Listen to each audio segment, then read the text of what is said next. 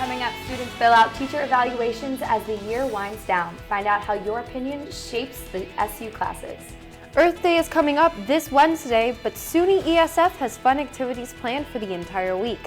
What you can expect during this year's Earth Week. And the leadership group Orange Seeds gives back to the community. How students are making a change. All that and more on Citrus TV News live at 6.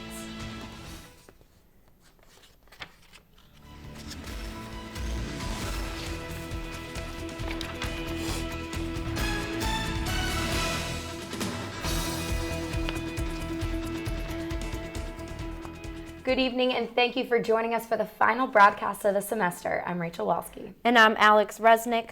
Over 100 people sat down to discuss community problems during yesterday's Cuse Conference. That's our top story tonight. Citrus TV reporter Nick Papantonis was at the event, and he has the story. Sexual assault, mental health, and community safety. These are just a few of the 8 topics at the center of Sunday's first annual Cuse Conference. Everyone from students to the chancellor spent the day in Newhouse outlining ways to best conquer these issues. I'm not only a consumer, I'm a citizen. I will be a part in the solutions to my problems, and I have resources, and collectively we can create a change. The event started with speeches by Iggy Nava and Chancellor Syverud and performances by Orange Appealed and the Syracuse Bongra team. The more than 100 participants then broke into discussions, with each section focusing on a different issue. These discussions are where the real work happened. Students and administrators sat down face to face to talk about these issues head on. Most people don't get this chance in their day-to-day lives, but it's something that all sides have been calling for a very long time. Many of the issues were also the subject of the general body's protest last semester. Participants said the conversations were an important step in finding solutions.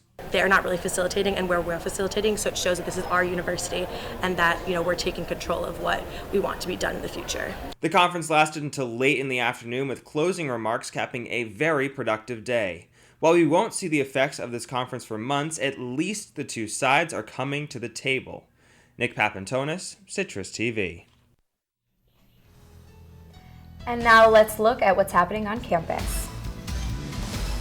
If you've got feedback, Syracuse University professors want to hear it. The online system for student ratings opened this morning. Students received emails throughout the day with the password and the link to the online evaluations. The portal is open until May 6th. One survey reports that 80% of SU instructors value student feedback. They use it to tweak future class assignments and restructure courses. And SUNY ESF and SU are hosting daily activities leading up to Earth Day. Earth Day is this Wednesday. It's a global event for advocating environmental sustainability. Yesterday's Earth Fest featured a music and art festival in Thornton Park. Many students and neighbors from the local community came to kick back and relax. And today's events featured yoga on the quad and a trivia night in Nifkin Lounge. Tomorrow, falcons soar across the ESF quad in a wildlife showcase. You can go to esf.edu for more information about Earth Week events. This year's Relay for Life in the Carrier Dome raised more than $60,000. The event is part of a nationwide movement to raise cancer awareness and fundraise for cancer research. This is Relay for Life's 13th year on the SU campus. More than 1,000 students and community members walked the track. Many camped out in the dome Saturday night into Sunday morning.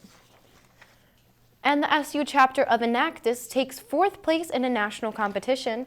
Enactus is a nonprofit that supports innovative community service projects. SU was one of nearly 200 teams in the nonprofit's national competition this past weekend. Students flew to St. Louis to present their projects. This semester may be coming to a close, but that has not stopped SU students from reaching out to the Syracuse community. Citrus TV's Maria Cinti will tell us about an event that happened to clean up several areas in Syracuse. The Syracuse University community came together on Saturday to celebrate the biggest day of community service for SU students. The big event was hosted by Orange Seeds, a student-run organization that volunteers at numerous events throughout the school year. The day began at Shine Student Center, where students were given free breakfast and t-shirts and watched a comedy group called Zamboni Revolution perform. And soon after, students were transported to their stations to begin their volunteer work.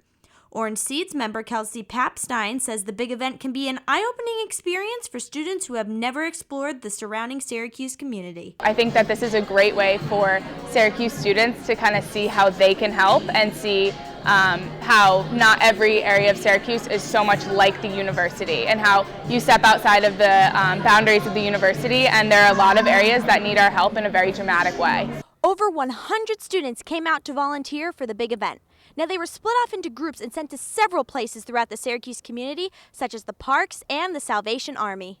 Students raked leaves, picked up trash, and did numerous other activities to help embellish the city of Syracuse. They spent many hours outside and worked until their locations were as clean and fresh as possible. Many of the volunteers were grateful for this opportunity and viewed the big event as a very worthwhile experience. I think it's a really awesome event in that I'm a first-year student, and so I'm just getting to know Syracuse, and I really love service, and so I think this event is a really awesome way to get to know all the different places and get to spend some time in the communities that are around our campus. The big event is an annual community service project that will continue to progress in years to come. I'm Maria Cinti, Citrus TV News. Stay up to date on your campus news. Be sure to check out CitrusTV.net. You can also follow us on Twitter and Facebook. Moving on, Governor Cuomo travels to Havana today. He's paving the way for New York businesses to start setting up shop in Cuba. Now that Cuba is no longer a threat to the U.S., major companies want to extend their service to this island nation. Netflix and Amazon have already announced their plans to expand, and Cuomo will be the first U.S. governor to visit Cuba since the Cold War. Now, we've enjoyed falling gas prices for months, but that luxury has ended. Prices went up almost 4% last month, and in Syracuse, it'll cost you around $2.35 a gallon. The good news, these prices are still a third lower than they were a year ago. Prices are currently rising because of inflation. And coming up after the break, runners take to the streets of Boston for the annual Boston Marathon. Find out who won and how the race still stands for Boston Strong. And the rescue mission continues after a ship carrying migrants capsized off the coast of Italy. We'll be right back. Degrees, I would go with those winds at about 15 to 20 miles an hour, anywhere up to 30 with some of those big gusts. Feels a little bit cooler than that. The rain's going to roll in overnight, but how's it going to look for May? That's the question everybody is asking. I'll let you know in a few minutes.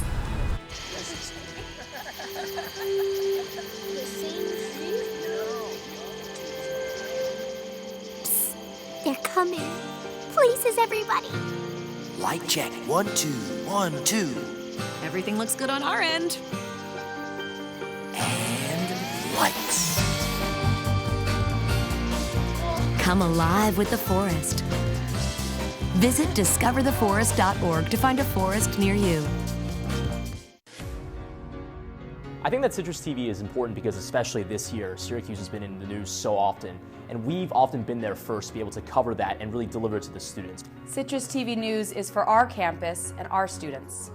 The great thing about Citrus is we allow students to tell their stories, and we get to listen to their concerns. Citrus is important because we cover campus news in a way that no one else really does.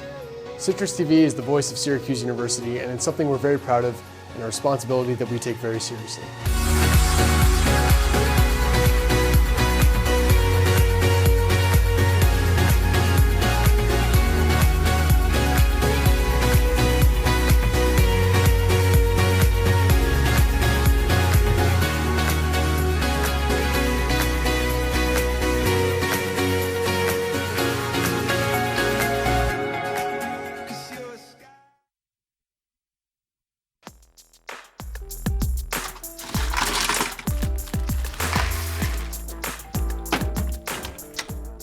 Thank you.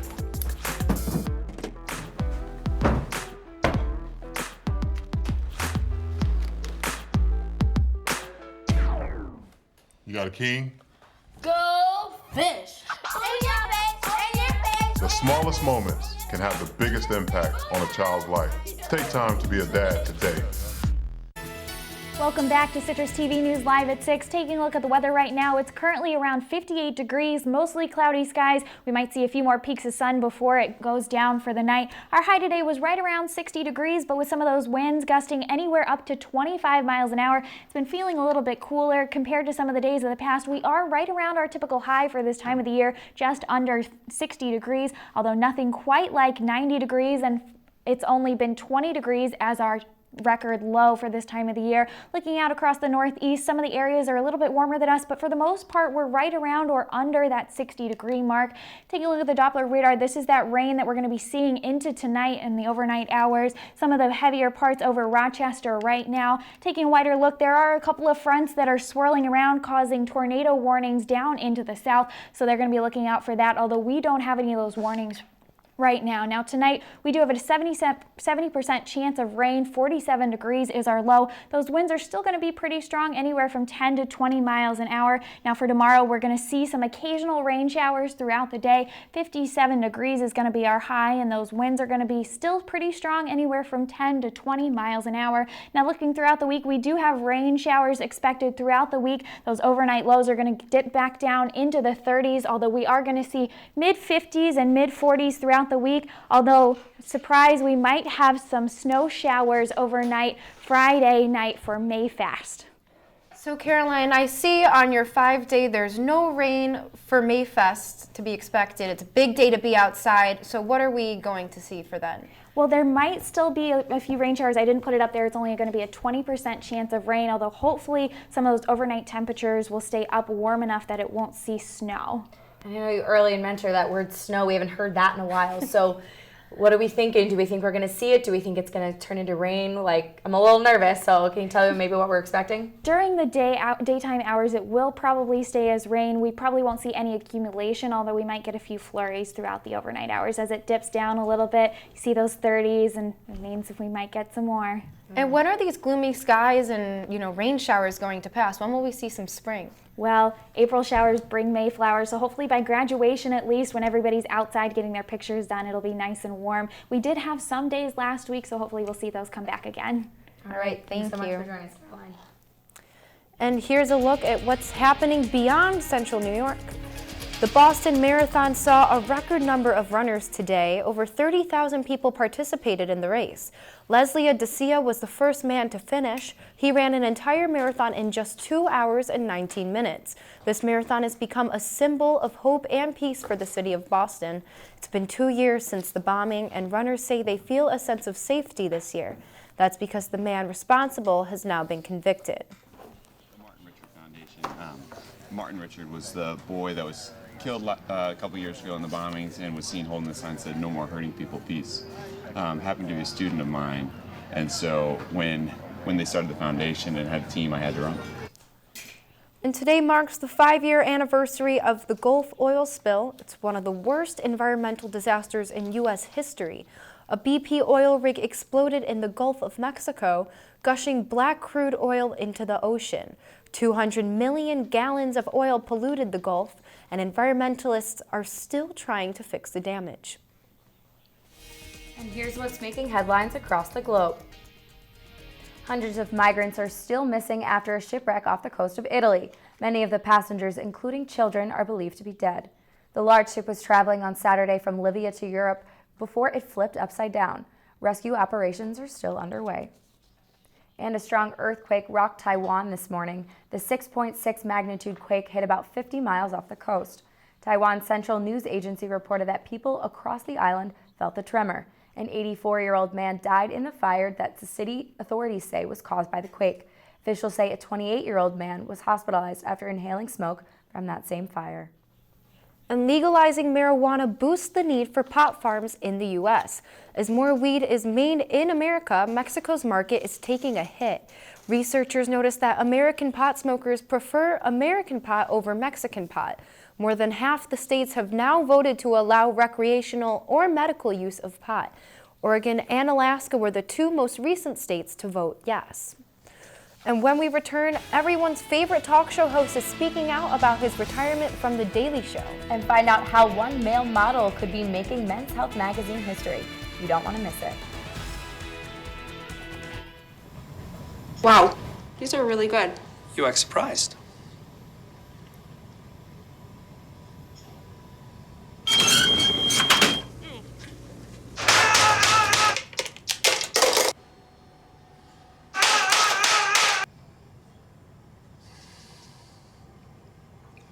Practice makes perfect. You don't have to be perfect to be a perfect parent. There are thousands of teens in foster care who don't need perfection. They need you.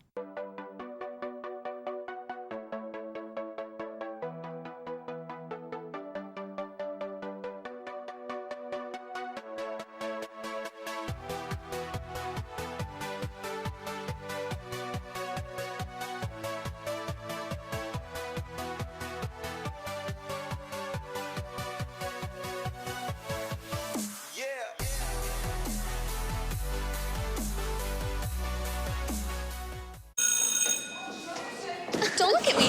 Your hair's a bit frizzy today. Oh, you should pick that up. Oh, you're such a dork. Loser. Here, let me help you with that. Oops. Every day, kids witness bullying. Oh, look. Your crush is looking at you. Poor you. They want to help, but don't know how. See, no one here's gonna help you, because no one Teach your likes you. kids how to be more than a bystander. Visit stopbullying.gov. Now, who will be the new face on the cover of Men's Health magazine? Judges are still trying to choose the next poster boy, but one contestant could make history. Aiden Dowling, a model from Oregon, could be the first transgender man to appear on the cover of Men's Health. Dowling says that regardless of who wins, the contest has strengthened his identity as a transgender man.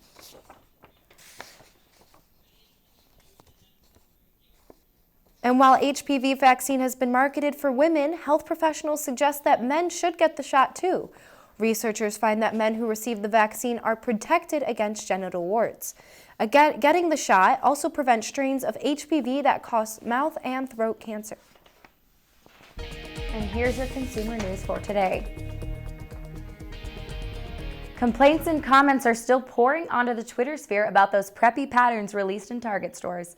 Many customers left stores empty-handed after the launch of the Lily for Target line. Store managers said the rush was worse than Black Friday. Inventory was sold within minutes, and online shoppers experienced several issues with the high-traffic website.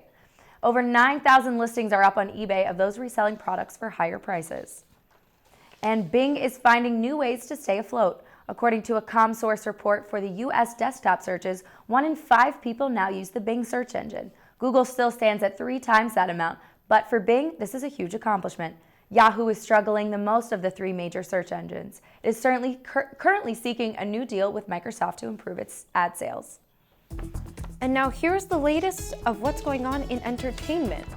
Marvel comic fans are in for a treat. The first Batman vs. Superman Dawn of Justice trailer will be shown today in IMAX theaters across the country. Director Zack Snyder tweeted a link on Wednesday with details of the special event, and this trailer will be audience's first look at Ben Affleck as Batman, who will be going up against a returning Henry Cavill as Superman. The film is scheduled to open March 25th in 2016. And 2 months after announcing his retirement from The Daily Show, host Jon Stewart finally announces his reason for leaving. In an interview with The Guardian newspaper, Stewart said, quote, "It's not like the show wasn't working anymore or that I didn't know how to do it. It was more, yup, it's working, but I'm not getting the same satisfaction," end quote. Stewart has not yet said what he will be doing after leaving The Daily Show. And next on sports, women's lacrosse wraps up its regular season while New York City sports heat up. See you in 2 minutes. I'll pack the dead batteries. Great. I'll only put what I don't need into a duffel bag. Perfect. That's totally unhelpful. No problem. Meanwhile, I will try to comfort everyone by speaking in a calm voice. And who is going to handle supplies? I can forget to do a list for us. Thanks, pal. We couldn't be any less prepared.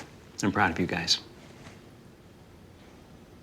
Talk to your kids about who to call, where to meet, what to pack. Search Ready Kids at nyc.gov or call 311.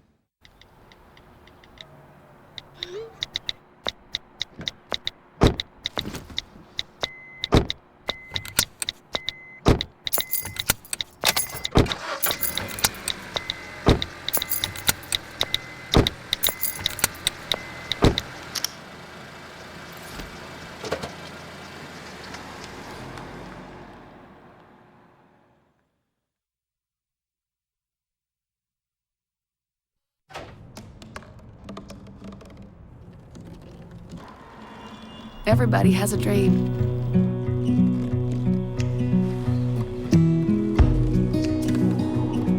Mine was to see the ocean.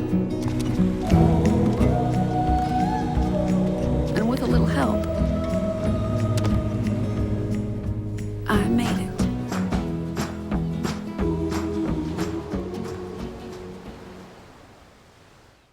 How can I help my daughter with her reading? Searching for help with Dachshund reading. No. Let me try. Sarah's bright, but when she's reading, she has trouble sounding out words. Playing world music. What? I give up. Wait, I was trying to show you how Sarah feels every day. Frustrating, isn't it? Redirecting to understood.org. Join parents and experts at understood.org, a free online resource about learning and attention issues to help your child thrive.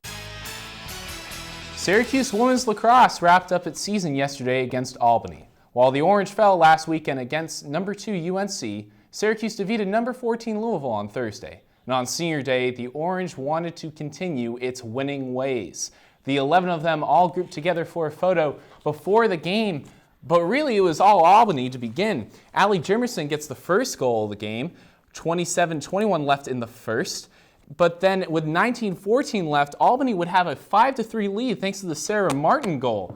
But Syracuse, well, they will always fight back, and that's exactly what they did. Just before the end of the first half, Lauren Ziegler gets the unassisted goal that ties it all up at 7. They brought that momentum into the locker room with them and came out stronger than ever. That goal right there just 30 seconds into the first half. And then, of course, as always, Kayla Trenner has to get into the action as well, putting her team up 9-7. Syracuse would maintain that 2-point lead, and the Orange would win 14-12. And it's been 10 years since Syracuse football has been relevant. It's also been 10 years since Syracuse University retired the number 44, and many people are calling for the restoration of the number. 44 was worn by 3 Syracuse legends, Jim Brown, Ernie Davis, and Floyd Little. Many, including Brown and Little themselves, want the number to be given to a player that can continue the legacy. With the current roster, well, maybe you'll have to suit up if you want someone deserving Mr. Little. Well, 5 days ago, former Brooklyn Net Paul Pierce discussed his experience with the Nets, going so far as to say his time there was horrible. When the Nets traveled to Atlanta to play the first-place Hawks in Game 1 of the playoffs on Sunday, Pierce's words matched up with his nickname, the truth. The Nets they weren't very good. The Hawks stormed in to a very excited crowd, and they got it going early. They're up 14 late here in the third as Antich gets it to Al Horford underneath, completely humiliates the man. Hawks up 74-58. But now, Joe Johnson, trying to prove Paul Pierce wrong, he can't. Thaddeus Young does instead, gets the putback dunk. The lead is cut to 8. But now, Nets down by 5. Jeff Teague drives inside, gets the floater to fall. Hawks up 95-89, and they would maintain that lead, winning 92-99. Kyle Korver leads with 21 points. While basketball is non-existent in New York, it's an exciting time to be a baseball fan in the Big Apple. Their team has won 7 in a row heading into Sunday's matchup against the Marlins, and it doesn't look like they're slowing down anytime soon. Since we're obviously talking about the Yankees, we'll see if they pick up their 8th straight victory in Yankee Stadium. Wait, it's the Mets? The Mets won 7 in a row? No. Wait, wow, they just struck out Giancarlo Stanton. This isn't happening. Oh, there's a base hit. There's 1 run in, ties it up at 1 in the bottom of the 4th. Then Lagares drives it to the same place. No, this can't be happening. Then Tejada, no, he'll blow it here. Oh, wow, he drives in 3. Gets on, believe, second. No, he got a triple out of that. And there he goes in. 7-1 Mets at the end of 4. And they would hold on, but Stanton would come back up in the 9th inning. Big hit coming up, right? Wrong. He grounds out to 3rd, and the Mets win their 8th in a row, 7-6. I cannot believe it. I'm sorry about that toss, but I guess we'll try it again. NYC's baseball success is definitely carrying over to hockey, because this New York team has won 5 in a row before dropping Game 2. Now they've returned home with thoughts of heading back to Washington with a first-round victory in sight. With all that being said, I know I'm right this time. Did the Rangers win Game 3? Now this would be a little difficult because Holtby returns for the Capitals. Oh, it's the Islanders? Oh my, I'm so sorry. Either way, Holtby makes a save here. He'd do that against the Rangers. I didn't realize the Islanders were good, let alone the Mets. And right here, the Islanders, Jaroslav gets the save.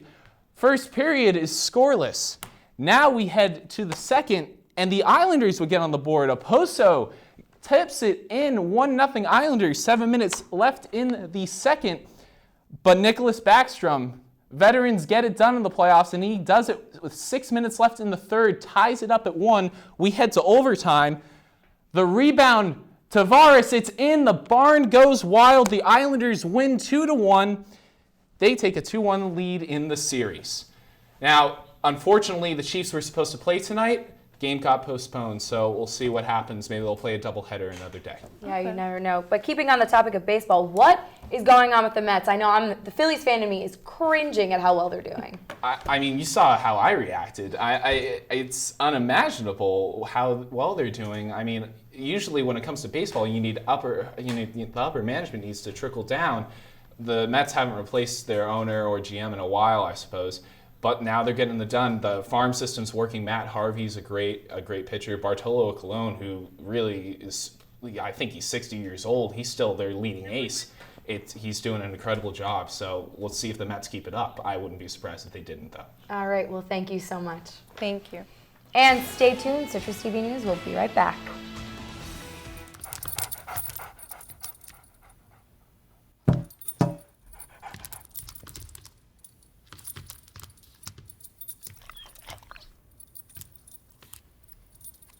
There's a shelter pet who wants to meet you.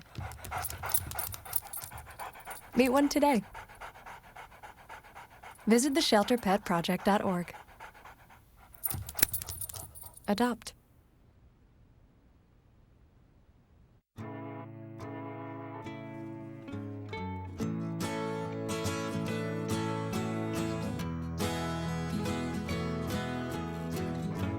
Wake the sun, tell him that I've begun to dream of things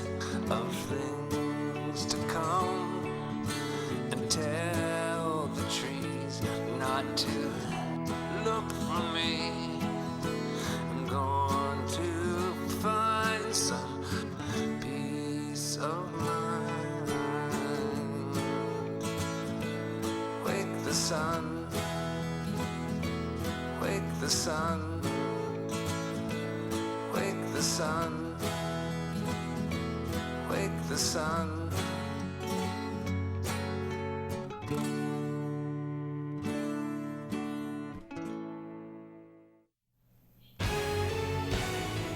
Welcome back to Citrus TV. Caroline, what can we expect tomorrow when we wake up? Well, it'll be right around 50 degrees, and it'll stop raining at least for a little bit, depending on how early you get up in the morning, until around the middle of the afternoon. So hopefully no umbrella if you're not out that long.